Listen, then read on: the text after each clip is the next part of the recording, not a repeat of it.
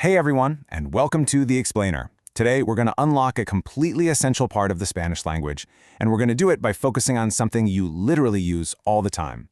Our goal here is twofold.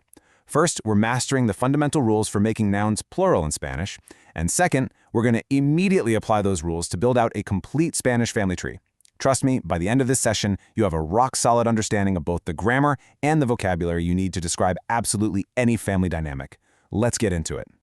So picture this for a second. You're at your next big family gathering. You look around the room and there are parents, siblings, grandparents, cousins running wild, maybe a few aunts and uncles. It is a full house, right? Now, if you were tasked with introducing everyone in that room to a Spanish speaker, how would you actually do it? How do you talk about your entire family, and especially groups of relatives, in Spanish? Well, it turns out, Spanish has a highly specific, fascinating, and incredibly efficient way of grouping people together. But to really get how it works, we first have to understand the basic mechanics of plurals. So, here is our game plan for today. First, we'll cover Spanish plural noun rules. Second, the immediate family. Third, the extended family. Fourth, spouses and in-laws. And fifth, grouping the plural family. All right, let's dive right into part 1, Spanish plural noun rules. The rules for Spanish plurals are actually beautifully systematic, and they mostly depend on just the very last letter of the word. Condition 1. If a word ends in a vowel, A, E, I, O, or U, you simply add an S. For example, niño, meaning boy, becomes niños. Easy, right? Okay, condition 2. If the word ends in a consonant, like an N or an L, you add ES. Our example here is canción, meaning song, which becomes canciones. Think about the auditory difference for a second. If you just slapped an S onto a word ending in a consonant, it would be a total tongue twister. Adding that creates a really smooth flowing transition when you're speaking. And finally, condition 3. If a word already ends in an S and the stress isn't on the final syllable, the noun itself doesn't change at all. El martes, meaning Tuesday, just becomes los martes for Tuesdays. The article in front changes, but the noun stays exactly the same. So, looking at that first, simplest rule in action, take the singular word niño, ending in the vowel O. To make it plural, so to talk about multiple boys, we just snap an S right onto the end to make niños. It's quick, it's incredibly efficient, and honestly, you're going to use this rule constantly. Moving right along to section 2, the immediate family. Okay, here's the core immediate family vocabulary we're working with. We have madre for mother, padre for father, hija for daughter, hijo for son, hermana for sister, and hermano for brother. Now, I want you to make a quick mental checkpoint right here. Look closely at all 6 of these words. What do you notice about how they end? Yep, hit the nail on the head. Every single one of them ends in a vowel. So keeping that plural rule we just learned in mind, I want you to guess how you would pluralize these words. Just file that away in the back of your mind, because we're going to come right back to it in a few minutes. All right, stepping out of generation with section 3, the extended family.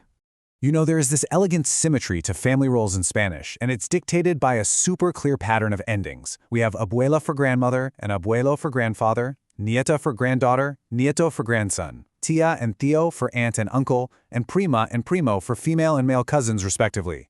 You can clearly see the A ending designating the female family member and the O ending designating the male family member.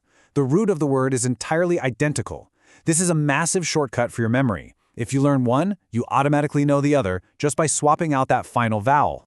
Next up, section 4, spouses and in-laws. Following that exact same pattern we were just talking about, we have esposa and esposo for wife and husband, we've got cuñada and cuñado for sister-in-law and brother-in-law, and suegra and suegro for mother-in-law and father-in-law.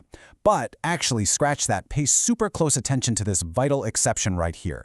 Nuera for daughter-in-law and yerno for son-in-law. See, they completely break that standard identical root word pattern we've been seeing. They're totally different words. It's just a little quirk of the language for sure, but one that is absolutely crucial to memorize so you don't accidentally invent a word that doesn't exist when you're just trying to talk about your son-in-law. And finally, section 5, grouping the plural family. Okay, get ready, because here is the real aha moment of the explainer. Mixed gender plurals. In Spanish, when you are referring to a group of people that contains both males and females, and hey, even if there are 50 females and only literally 1 male, the masculine plural form of the word is used to represent the entire group. It essentially acts as an umbrella term. This is a foundational concept in Spanish grammar that applies well beyond just the family, but the family tree is hands down the absolute best place to practice it. So what does this all mean when we put these words together to talk about parents as a unit? Well, we have madre, which means mother. We have padre, which means father. You don't use a brand new word for the two of them. You simply take the masculine singular word, padre, and you apply our plural rule. Padre ends in an E, a vowel, so we just add an S. Madre plus padre equals padres. It's wild, but the word for fathers is the exact same word used for parents. Let's speedrun this mixed gender plural rule with the rest of the vocabulary we've covered to really cement that pattern recognition. Look at how efficient this is. Hermanos doesn't just mean brothers, it means your brothers and sisters collectively, your siblings. Hijos are your children, both sons and daughters. Sobrinos covers all your nephews and nieces. Primos groups all your cousins together, regardless of gender. Nietos means grandchildren. Tíos refers to your uncles and aunts as a collective unit, and esposos can refer to a husband and wife, a married couple. By simply learning the masculine term and adding an S, you are unlocking an entirely new level of conversational fluency. Well, we've covered the mechanics, the vocabulary, and the overarching grouping rules.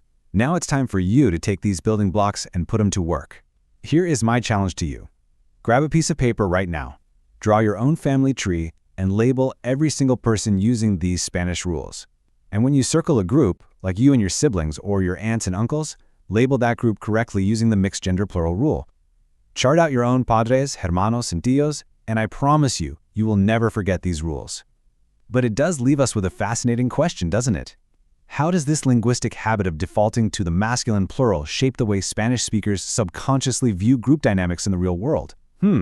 That is definitely something to think about for next time. Thanks for joining me on this explainer, and keep learning.